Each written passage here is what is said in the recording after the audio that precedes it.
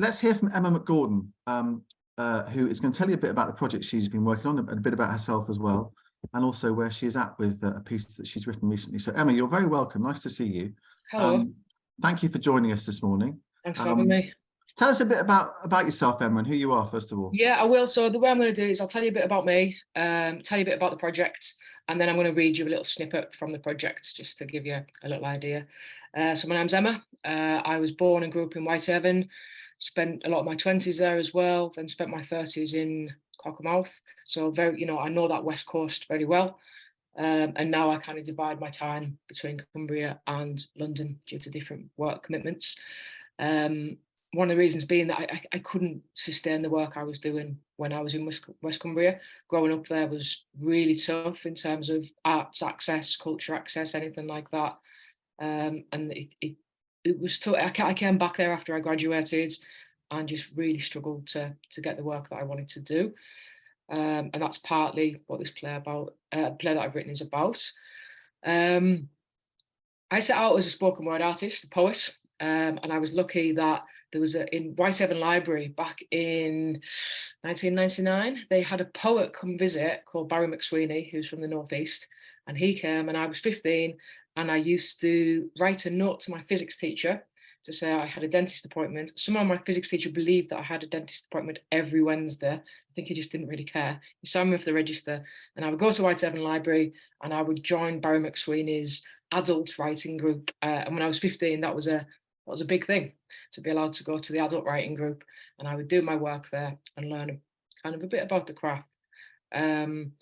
Barry took me under his wing and he started taking me to poetry symposiums across the country.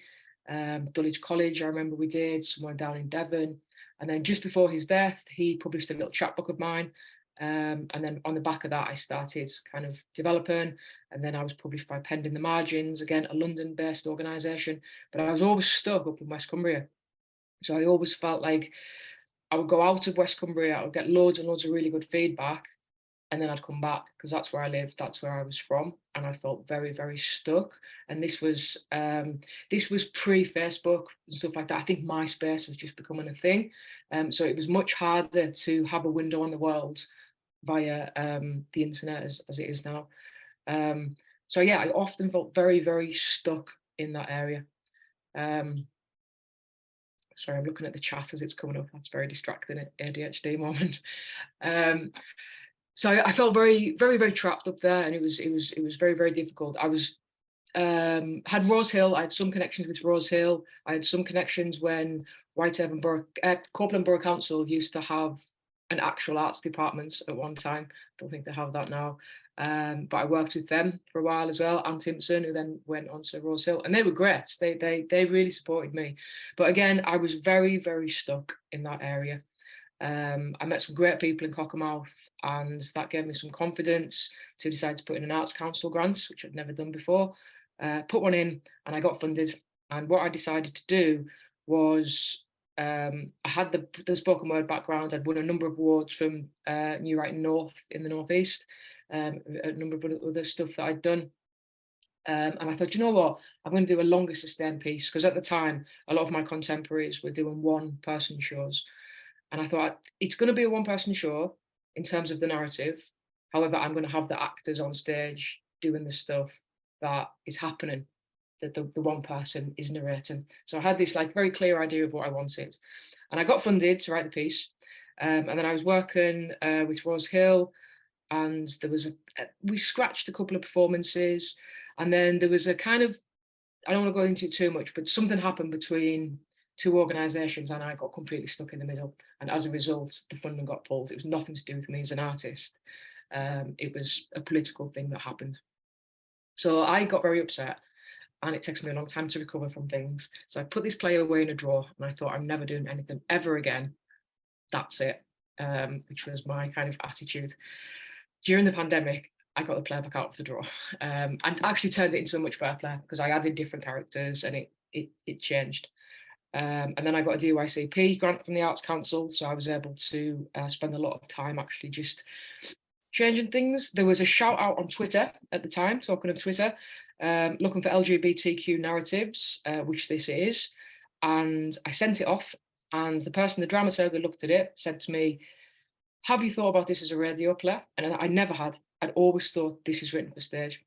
So then what I spent the last year doing was, do you know what? Let's see what would happen if this was radio based, because I came from that spoken word background. So I've spent the last year going through it and doing what became a very difficult task of turning a staged piece into an audio piece, which was much, much more difficult than I'd ever anticipated, to tell a story through, but well, without the visuals, basically. So I spent the last year doing that. So the piece is told from the point of view of the writer. The writer is a part that I play. It's a semi-autobiographical story. The writer is narrating the story as it happens. So we'd hear the sound of typing keys, they're telling the story. What's happening in the same space is the story that's being told. So the writer's talking about a girl called Louise who's moved back to Whitehaven, who wants to be a writer, who's essentially them 10 years ago. But we actually I'm still saying see, I'm still in that place. We actually become aware that Louise is in the room at the same time. The writer's kind of like the ghost of Christmas, many Christmases present, and he's telling the story retrospectively.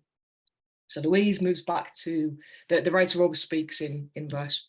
Louise moves back to Whitehaven, is trying to get a job as a writer, can't because there's no opportunities, and then meets a next door neighbour, it turns out, is someone she went to school with, and he's very, very, very happy in that area and very kind of typical, has this job at Sellafield that she really likes, bought herself a nice new car, and can't really understand, like, well, why did you go to university in the first place, that kind of thing. Surely you just need to get a job now. But they form this kind of quite unlikely allegiance. And then Louise meets a much older woman who she starts a relationship with, but then starts to become trapped. And the play is kind of about becoming trapped in an area that is geographically removed, becoming trapped within a relationship that's quite coercive at times. And the fight to get out, the fight to find who you are, and can you be who you are in the environments that we're born into? Is it possible to ever be that, or do we have to move away? Why is it that some of us feel the need to reinvent ourselves in a different place? I guess that's kind of what it is. So when I've scratched this in theatre spaces, I've worked with actors and directors from outside of Cumbria. I'm finding it very, very hard to find people who can do a Whitehaven accent. My accent started to change quite a lot now. But when I go back home and I'm in Whitehaven, it does come up, or when I have quite a lot of friends from Maryport, so I kind of go into that as well. Those really kind of strong West Cumbrian accents. People either imitate a Geordie accent, which it isn't, or they do a Lancashire accent, or occasionally it goes into Scouse, which the Whitehaven accent bizarrely does have some similarities to Scouse in how quick it is. But it's none of those things. It's very important to me that two of those characters in that play have authentic Whitehaven accents. So what I'm doing now is I'm applying to the Arts Council for a research and development funds to go back to Whitehaven and work with people with lived experience. They don't have to be actors or anything like that. Lived experience of being in that place and with that accent. So I want to work with non-actors essentially. And I'm doing like a shout out at the minute for audio experts, because I don't have that expertise. I've done quite a lot of work in theatres and things like that, so I've got more understanding of that. But yeah, so I'm doing that shout out at the moment. So anybody who in your networks that you know with those genuine West Cumbrian accents, I'm not talking like dialect like Jan Tantedra, I'm just talking about people who talk in a Whitehaven accent now, like the way it is now, the way it was 20 years ago. It hasn't changed very much. I don't want it to be like a false, like really trying to push something to the extreme. It just has to be a genuine West Cumbrian accent. So that's what it is in a nutshell. And anyone who is interested in speaking about any of those things, or thinks they might be able to get involved with me in any way, like give me a shout, because like I say, I am putting in for an R&D at the moment. What sort of age are the actors? The people that I need, obviously in terms of audio, it wouldn't matter, because you know, unless you have a very, very kind of, I mean, my voice is quite deep and always has been. 20s, they're in their 20s essentially. But yeah, the character that I've written is an amalgamation of many, many women that I knew growing up. So I've got that real kind of, the humour doesn't land, I found, in other accents. The humour is lost. had a friend of mine who's actually Italian try and do it the other week, and it's just bizarre to hear these words in an Italian accent. It just made me realise just how, yeah, two women. It just made me realise that accent's really, really unique. And for someone who was speaking it as English as a second language, she was like, I don't know what's going on. This isn't English. This doesn't make sense. So I was like, no, it's Cumbrian. And it isn't like the words are different. It's word order. Word order is actually quite different in with those West Cumbrian Sue's accents. got a hand up. Sue, do you want to chip in? Hi, yeah, I mean, I do a lot with dialect writing-wise and academically, but not West Cumbrian. But I just wondered whether you'd approached any of the local theatre clubs, people who like, performing anyway, but are actually local people. I know Workington has a very, very strong club, and I can think of somebody in that group who might be interested, but it depends how much you really want to, negotiate that difference between Workington's accent and Whitehaven's. So I've spoken to Karen from Jan Chantedra Thieves Group. I think she has a lot to do with work in Carnegie as well. Interestingly, the Maryport accent's closer to Whitehaven than the Workington. The Workington does this strange thing that happens in the Brummie accent, where the U's and the E's drop, and that doesn't happen in the Whitehaven accents. They're much more elongated and straight. So I can pick up a Workington accent very, very quickly. When I say pick up, I mean I can hear, I know that someone's from Workington really quick. And again, I think that there's that strange rivalry between Whitehaven and Workington, where we call each other jam eaters, and nobody knows why. But there's a few different theories of why we call each other jam eaters, but no one knows the actual where it came from. But even Cleatsmoor, she's 5 miles up the road. My dad grew up in Cleatsmoor, and people who've lived in Cleatsmoor their whole lives have a slightly different accent from people in Whitehaven. And it's less than 5 miles away.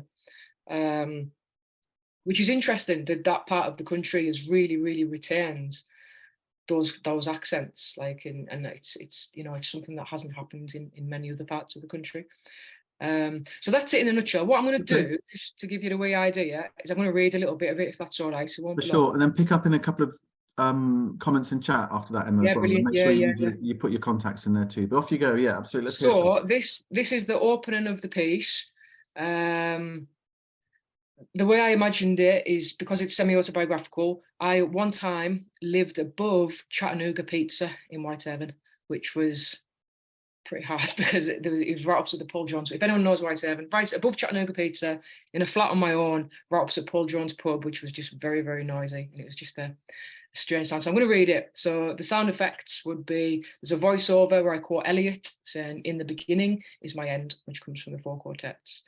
The sound effects for the audio version is low-level sound effects of traffic, a pedestrian crossing beeping, a van reversing announcement, and the printer, the keyboard being struck, and then pulling sheet from a paper. The writer starts to read, and then the scrumpling up of paper. So a writer. Picture this: a girl in a flat on the edge of the land. Sea to the left, mountains to the right, and above it all, a long, low sky. She found herself lost, digging up parts of her past, fresh out of university, an arts graduate, no direction, no career, no path. She returned home with a rucksack, 7 badly packed boxes of junk kitchen utensils and bric-a-brac. There was, of course, a certificate to show she'd read Keats and Asimov and Shakespeare and Atwood and Nabrowski and Ord and Eliot and Chopin, plus the sum lengthening shadow of a student loan. The working class dream: work hard, degree, home, and here's a certificate to prove it. She'd moved back to the town of her womb years, smack bang in the centre of 4-walled post-industrial decline, the edge of the Western Lake District. You won't know the accent. Its sheep search the hills for answers. The sea batters the cliffs with questions, wave after wave, year after year, until the cliff falls, the sheep fall. Answers and questions fight to be heard in the wash of the waves, tug of the tide, to and fro that shaped sandstone slabs on the beach, slabs that were once the upright sun-facing cliff edges themselves, but all just sand and seawater, lakes and low skies, laced with the diamond dust of coal. It was a town built on coal, with coal, by coal, coal and colder, until nothing is cold or colder. So that's the very, very opening bit. And then there's a lot of describing the lands. There's a lot of describing, like for the time, I worked at Florence Mine as the arts program manager. I was the very first one there. And I got to know Gilbert. He was like, I think he was about 900 years old. He actually owns the mine and he'd worked down there. And he was an amazing geologist. And he was telling me about the words that are used to describe mining. And when they take everything from the mine, they say the earth has been raped. This is a technical term that they use. It's such a male-dominated industry that this is the kind of language they use. So I was fascinated by that. And then I started thinking about how the whole of Whitehaven and a lot of Egremont has no foundation. There is literally nothing under there because it's been taken. And then what that does to the psyche of a place. When you're living on that, I'm interested in like psychogeography and things like that. So a lot of the play, the way the writer talks about those kind of things, looks at the language of industry that shaped the language that we use and all that kind of stuff, and then looks at the obviously Sellafield, because obviously all this happens in the shadow of this big nuclear power station, where it would be so much easier just to go and get a job there than to be struggling trying to be a writer in this place where it feels impossible. So that's it. That's kind of the play. Emma, that's great. What a lovely piece of writing. Thank Gosh, you. I really enjoyed it. And I think a lot of other people did on the call as well. And I'm sure it will see the light of day in due course, as and when you find the right people to deliver. Really, what you want in the Kathleen. Hi, right Kathleen. Kathleen, all right. So just do read a few of the comments in chat. A couple of people with a couple of ideas. Please, Emma, put your own details in there. And wouldn't it be great if we, through hook or by crook, can help you find the right people to. Thanks very much for the space. Pleasure. And I can't wait to listen to that piece as and when it's done. But speaking of listening to radio plays, do you see what I did there? We are now going to kind of go from different end of the radio play spectrum. I don't know quite. I'm gonna let Stefan pick that up, because there's a beautiful radio play that is just starting to do the rounds across Cumbria now, which Stefan and Claire and Peter, who are all on this call, are behind. And I'm going to let them tell you a bit about it. And while you do that, Stefan, I'm going to drag out the poster which I've got and just share that so people can see a bit more about visually what sits behind you as you are doing this radio play on stage. So over to you to tell us a bit more about what you're doing. Well, it really is profound to ridiculous. Emma, that was really fascinating. Be great to have a chat at some point, but we're doing a very, very daft piece of work, which is to have a great night out with the audience, and the audience are they're in it. So they genuinely are the stars of the performance. So for a while now, because my background is a theatre director, also as a radio drama producer, and for a while now I've been putting the two together in various ways and with various projects. So this is another in that sequence, and this is called The Mystery of the Blue Moon Saloon. It's a comedy. It's a Western, it's a murder mystery, and it's a radio play that we present on stage. So we use the aesthetics, the technicals, the style of performance that you would see in a radio drama studio, but we did put it on stage live. And then added to that, we invite the audience, not we insist that the audience actually get involved, to make some of the sound effects and be involved in the performance, which happens in the second half. So they create sound effects that feature in the story live during the story's performance. We record some of them in the first half and then play them in. And they do one or two what we call spot effects, which are the live sound effects that we would do in a radio drama studio, as opposed to dubbed in, edited in sound effects. These are live, and it's genuinely an art, and I have to say a bit of a dying art. People who make everyday objects sound like extraordinary things during a live performance, because of course in a radio drama studio the performers, it's the poor cousin of broadcasting, and no one has time to learn lines. You just work from the script onto the microphone, and so consequently the performers don't, it's impossible to handle props. So to create live sound effects, you have a studio person who we call Spot, who makes all sorts of wonderful sounds in tandem with the performer, a bit like a puppeteer and a puppet, if that's not too disrespectful. and they can turn all sorts of things you find in your kitchen cupboard into amazing sound effects. And we have a bit of a playful time with that as well. So it's gently educational, honestly. So it introduces people to all that culture and the technicals of how we make radio drama. But it is a theatre piece, and we've thanks for coming, Tom. It was a lovely afternoon in the Kirkgate, and the Kirkgate have been really, really kind to us and supported us, as have lots of arts organisations around the county. Rose Hill, Theatre by the Lake. We've had some great support from all sorts of people, which has got us to where we are now. And now we've got a short tour of the play, which we're doing in a variety of venues around the county. We're in Ireby tonight. We're in Muncaster, down at Muncaster Parish Hall in Ravenglass tomorrow. And then next week we're at Rose Hill itself, and then finishing in Threlkeld. And I'll put a link to find details, if you can find details about that. But then we're looking forward to touring again next year. Yeah.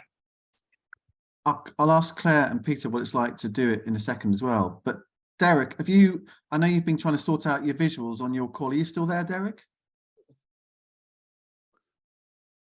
Derek may be having technical sound things as well, because Derek was in the Yes. Derek, can you hear me? Can you talk? That's my bird clock going off, by the way. Yes, Derek, I can talk. Yes. How was it for you at the Kirkgate on Wednesday for seeing Stefan and Claire and Peter in action? Well, it's great. I actually saw it at the Kirkgate some months ago when there was as it were, a trial run. And it was interesting to see how much it had come on too from then. It's an amazing show, I think, and it would bear seeing multiple times, if for no other reason than that every audience is going to be so different, and therefore it's not entirely script run. Okay. But I mean, as to how it's done, I'm still racking what remains in my brain to try to find that out. Well, Peter, very, very clever. Peter and Claire, don't give away all your secrets or whatever. By the way, one of the things I really liked about it is it spans the ages. You can be a small kid, or you can be, or you can be an elderly gentleman like some people. And you can. Thank you very much for that reference, Tom. But I agree with what you say. And it's because it's interactive and great fun for lots of people. It kind of doesn't matter how old you are. But anyway, Peter and Claire, tell us what it's like, because you're participants. Yeah, well, so far, and we've only done 2 performances of the latest iteration of it. It's been a joy to be part of and deliver. So we were at Ewan Rig last night, and it's just it's fun for us as performers, and it genuinely seems to be fun for the audience, which is what we intended. So yes, things go wrong by intention and also by not intention as well. So and it just works. It just flows. It flows really well. So it's lovely. Have you done much radio play stuff before, Claire? Years ago I did quite a bit for radio drama and a bit of voiceover work, that sort of stuff. So yeah, I'm familiar with it, but I'm not a heavily experienced radio actor. Yeah. Recent time. Peter. Yeah, well, yes, I've done some radio before, but I've never used marigold gloves in the way that I do in this particular production. So I won't give the game away as to how I use them, obviously, but it very much in a radio way. Yeah, it is great fun. Well, we're having a great fun, and so far the audiences are as well, because some of them get to wear cowboy hats. Some of them get to know how to fire a paper gun, as you would do in a radio. They get to whoop, cheer, they get to moo like cows. And they love that bit. They love mooing like cows. So yeah, it is great fun. It's completely complete antithesis of what Emma was talking about just now. This is great fun, but also it's as Emma was saying, she was changing her theatre play to radio, and this is sort of going the other way around, really. So we're sort of doing a radio play on stage, but the audience, so far have a buy into it straight away. As soon as Stefan comes on and points his fingers in the air like a gun and says, "Okay, everybody, come on, shoot in the air and yeehaw," they all do. Obviously, everybody's just wanted to be a cowboy or a cowgirl all their life. Of course, what you do have to remember is that there are young kids in the audience, and they're great, but you know, they've probably never seen a Western, because of course the rest of us oldies, those oldies of us here, and I can at least see two, will remember that, you know, Westerns from the TV all the time. Now they don't get shown so much now because they're probably completely politically incorrect. But most people have a memory of Westerns and cowboys and all that sort of stuff, and we sort of buy into that. It's a whodunit, as we say. It's a what do we say? We say it's a comedy, it's a Western, it's a whodunit, it's a comedy Western whodunit. I learned how to make a piece of paper make a noise like a gun going off during the play as well. Stefan, let me ask you, you know, there's quite a few writers on this call this morning. And, you know, one of the things about the piece that you've done is it's that whole kind of getting underneath the bonnet of how things are done, which we're kind of used to these days. Do you remember when Springwatch about 10 years ago started to do those 10-minute segments at the end of this is how we filmed things? You know, with that philosophy of understanding how magic is done on the media these days, is something that we're a bit more used to, I think. So I think one of the charms of this is it gets you to see and understand how marigold gloves can be useful to make a sound effect. I'll say no more than that. But Stefan, from a writer's perspective, what is it about writing for radio that's different? Well, Emma touched on it, and I've done lots of work with writers. As a radio drama producer, that's the centre of the job, is to get work developed that you hope will get commissioned and then made. And yeah, actually, and then working with performers as well, it sounds crass, it's so simple, you just have to think with your ears. That's really it. We're so visually led. If you're blessed with sight, that's our go-to means of information, I would say. And then getting people just think very simply, how do you tell a story with sound? And you need to start thinking with your ears. So when Emma was describing the sound effects to take her into her first scene, it's that sort of culture, really. You need to just think with your ears, really. It's amazing what, you know, most profound image you say. So the character stares at themselves in the mirror. But how does that sound? It's as simple as that, to translate it into sound. But one of the other things about audio, perhaps not in our show, but one of the magic things about audio, why I've always been so chuffed about working in it, is it takes you back to probably your first experiences of storytelling, when you might be tucked up in bed or sat on the knee of a grandparent or parent having a bedtime story. It's so intimate. And that can have a very powerful effect, whether it's a bit spooky or very, very warm and affectionate, or just thrilling imaginatively. That's the thing. It really engages the imagination of the audience. So when we use weird and wonderful props to make sound effects, the audience are engaged because they have to suspend their disbelief and see what we're doing with the marigold gloves and buy into the fact that, okay, yeah, that's something completely different. So yeah, it's proper theatrical, artistic storytelling in a way, because it really engages the imagination of the audience. Yeah, it's quite old school in that respect, isn't it? Yeah. Does anybody else want to chip in on this discussion or ask any questions about radio plays or the magic or art of radio play writing? Claire, I was going to ask you, you know, sort of, you know, when Emma talked about sound of typewriter, writer, blah, blah, blah, there's actually a typewriter sound is made in your piece between the three of you, I think. I can't remember. No, Peter's narrating, I think, isn't he? He's actually doing the typing and then off, you know, that whole sound thing. Do you get all that as well? Or have you had to sort of learn that? You know, it sounds like it's in Stefan's blood, but is that put in your blood as well? Yeah, no, not as an actor it isn't, because you have someone doing spot for you. So I think I can remember that one of the early radio plays I did, you know, getting in and out of a car and opening a purse and getting some money out. And then suddenly this person appearing beside me, doing all these things, doing the doors and doing the purse opening. And of course, as an actor, you're very tempted to do the movement. But as soon as you do, you're off mic, and that will tell a different story than actually the one that's intended. So it's a very technical environment working in a radio studio. So you just have to be very conscious of the direction of sound, and really leave it to the professionals as an actor. You know, your job is the words and the text, and you know, it's someone else's job to do. I remember doing a radio drama once where I had to kiss somebody, and I was quite young at the time, so I was going in for the full kiss. Then suddenly this person arrived, held me back, and arrived beside me on the microphone and started kissing their hand like that, and I was very put out, but that's how it was done. So yeah.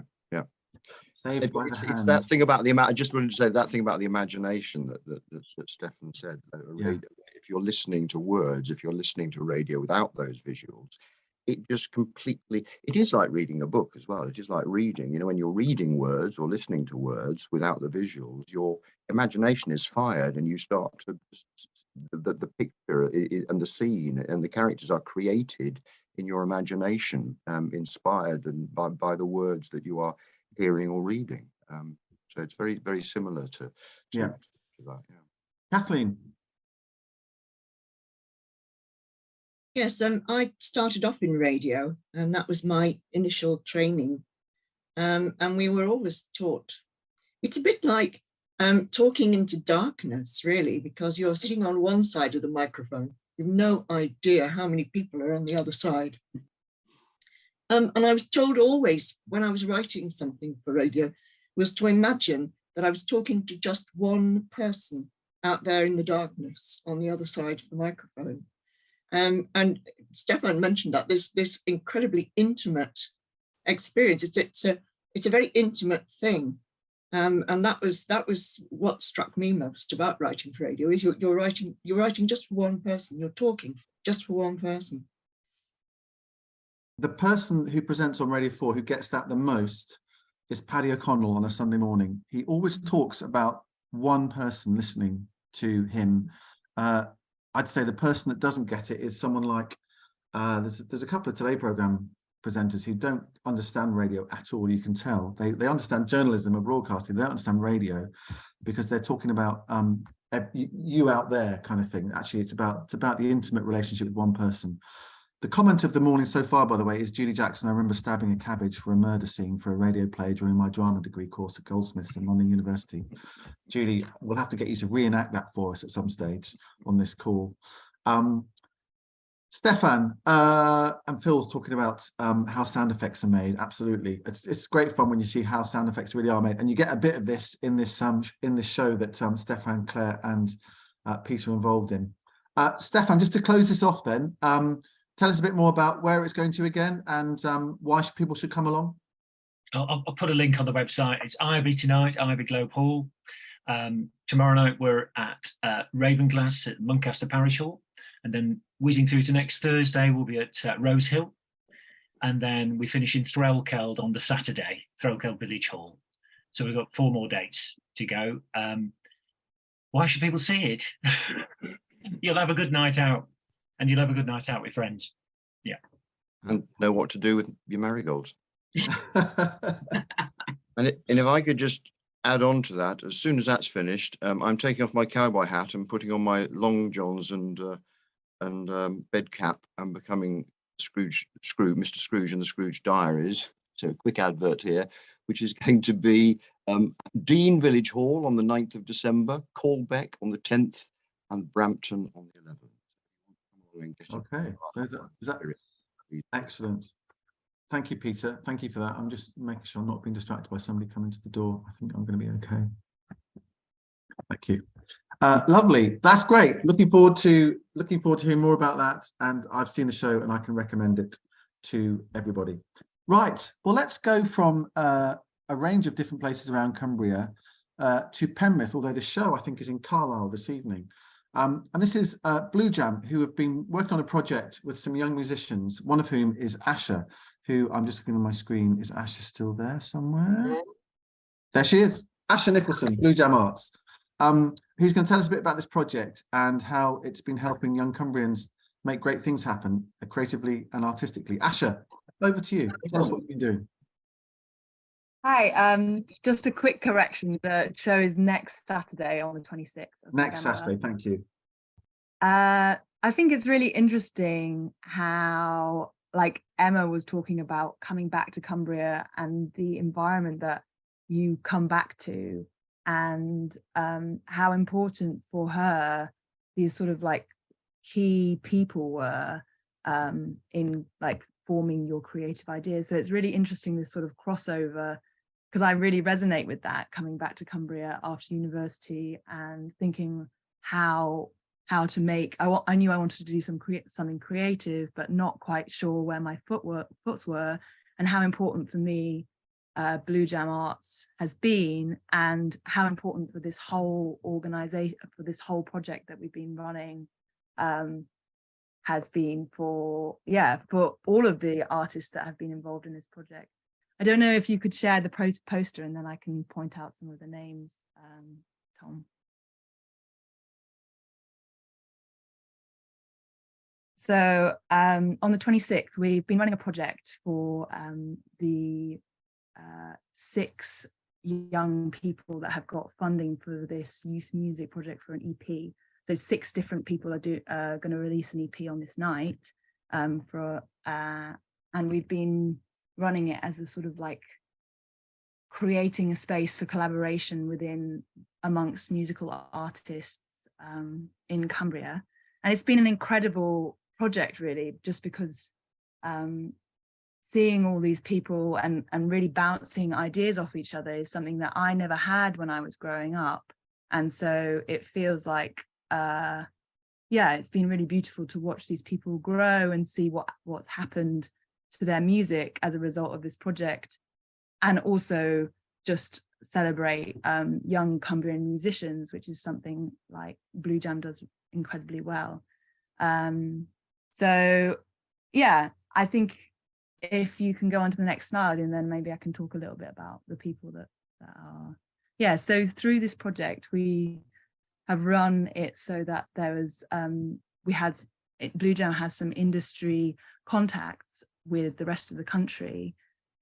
So they've come in from down south, from Manchester and from London and from Newcastle, and have mentored us in sort of the industry, and mentored us in our project, and given us feedback. And so I personally have organized these sessions, and it's been just really, and so we've been producing each other's tracks, and we've had and Tom Worker, who's an incredible live musician, and then Bryony Jarman Pinto, who's an incredible singer, has been giving us some cool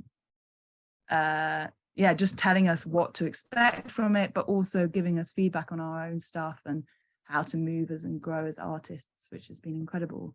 In these photos, you can see the different collaboration processes that have gone on. You can see me in my first experience as being a producer for Joe Lush's tracks. And so next slide, please. So this is two of the artists, and I feel like it's important to shine light on these 2 people, and all of them. We're going to go through each one. Sorry, this is the first time I've ever done this, so it's an interesting experience. So Josh is a producer, and he's produced tracks for Melanie Baker, Jordan Worsfold, and so he's the person that I've been co-leading the project with. He's slightly more experienced, but he's an incredible musician, and it's been really beautiful to see him share his knowledge about producing with the rest of us, like me, like going into my first producing this track for Joe Lush, who's a folk but also rock musician now. Hazel is this incredible musician who started off when she came to Blue Jam as a classical sort of clarinetist and saxophonist, and delved into jazz, and now she's created this sort of electronic music through Blue Jam's done quite a lot of electronic stuff. She's created this sort of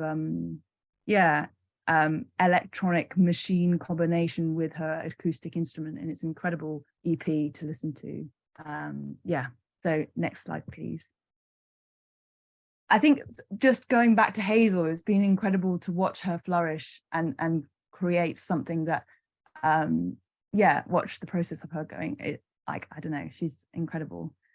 So Loki, who is the groove shaman, is a techno DJ, and they've also had this kind of transition from the acoustic instrument into electronics. So yeah, they are like, yeah, really, really great artist.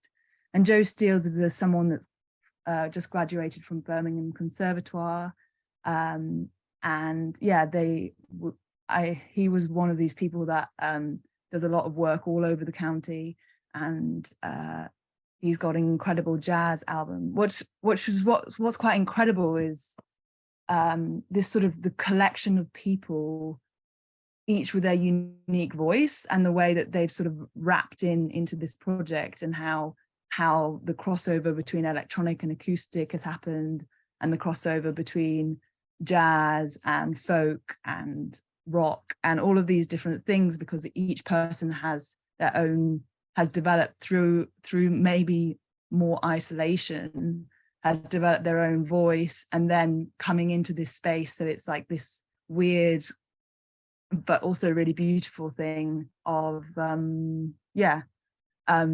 how these interactions occur, and that's what's been really awesome viewing this project. And next slide, please.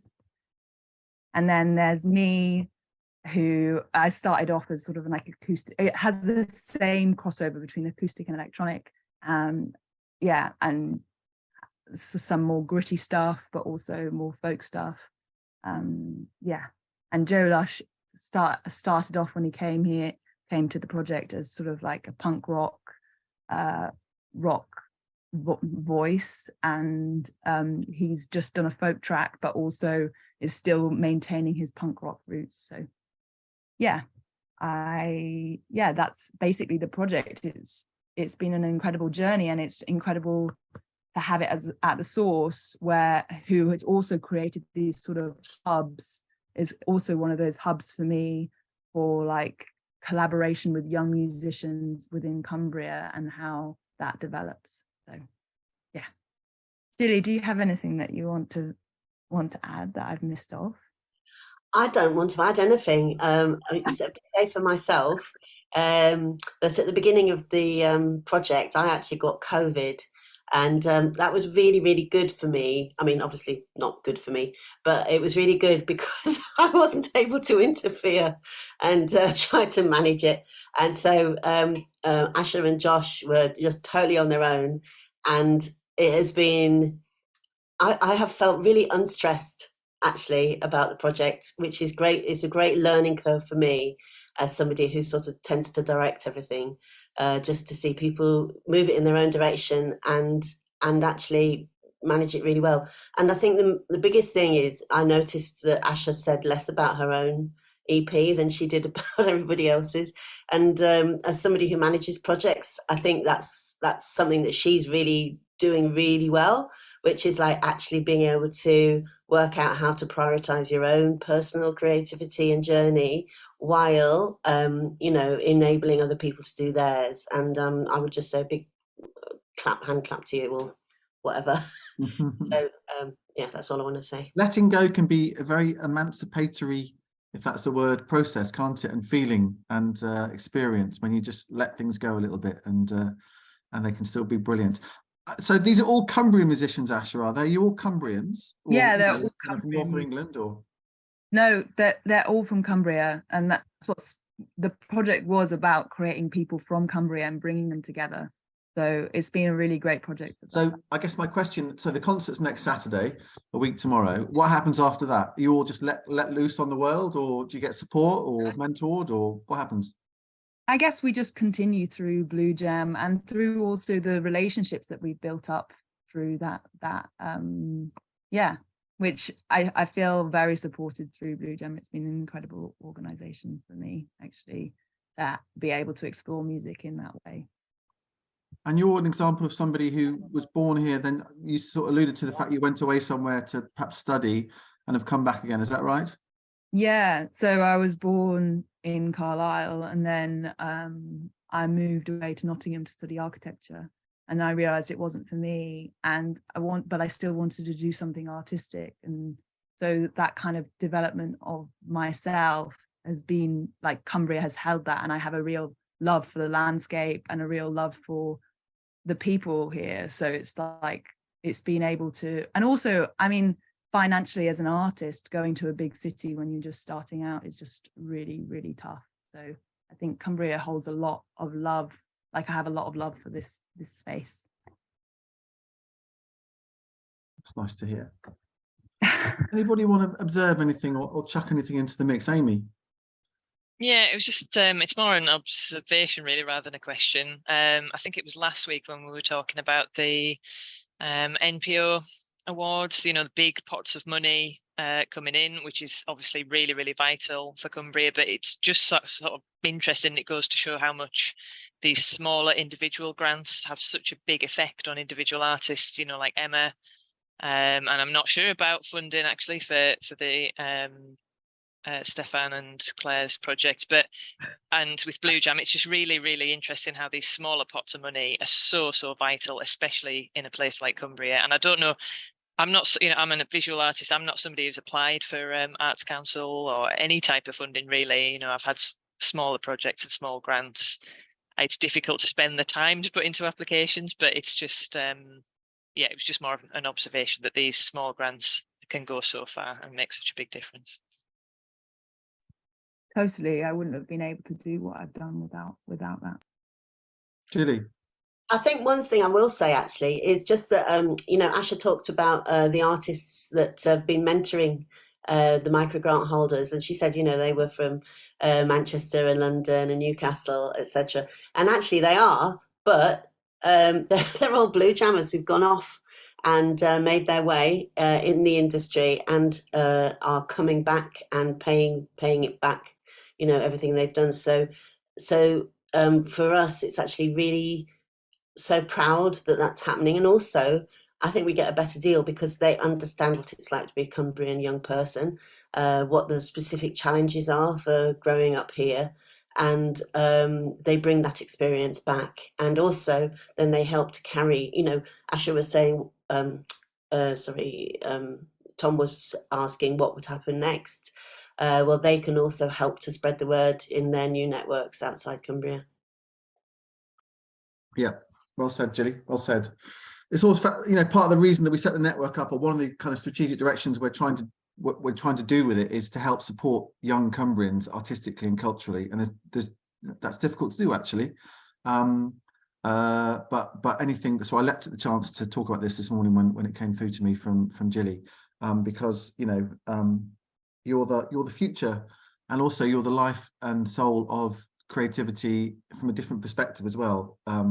And it's really important that a light is shone on that, and it's supported as much as we can. And if one little thing we can do is help network and let people know about what's going on, that's a great thing that we can do. And well done to Blue Jam for supporting this and all the other things that Blue Jam does as well. Good luck, Asha, with the show on Saturday. So where is it? It's in Carlisle a week tomorrow. Where is it in Carlisle? At the Source Collective. Oh yeah. So yeah, that's another organisation run by two women who have been putting incredible gigs on throughout. Yeah, it feels really good to have that at that venue actually, because Great. it's another, these small hubs of spaces are really important. And yeah. Great. Well, good luck with it. And you did a great job this morning. So thank you very much indeed for telling us about it. It's 10:28. I don't know what we'll be doing next Friday. I haven't got a plan yet for next Friday. So something will come together in the next week. Thank you very much to Emma for telling us her story about her play in Whitehaven, and for reading that lovely excerpt as well. Really enjoyed that, Emma, and good luck with finding the right people to support you with that. To Stefan, to Claire, to Peter for their great show. Catch it if you can on its tour around venues in Cumbria. Check out the marigolds, check out the paper that makes the sound of a gun. And to Asha and to Jilly for the great piece of work they're doing or have been doing. And if you can support that show next Saturday in Carlisle, do, and tell your friends about it as well. Thank you to everybody for your time this morning. It's always great to see everybody. I hope Philip and Julia, who I know have slipped away, I hope you've had a decent morning as well. I might come back for more. Good luck to Derek with his camera on his new laptop, but celebrate the fact that we can hear Derek properly now when he talks. Really nice to see everybody. Catch you again, same time, same place next week. Have a good weekend, everybody.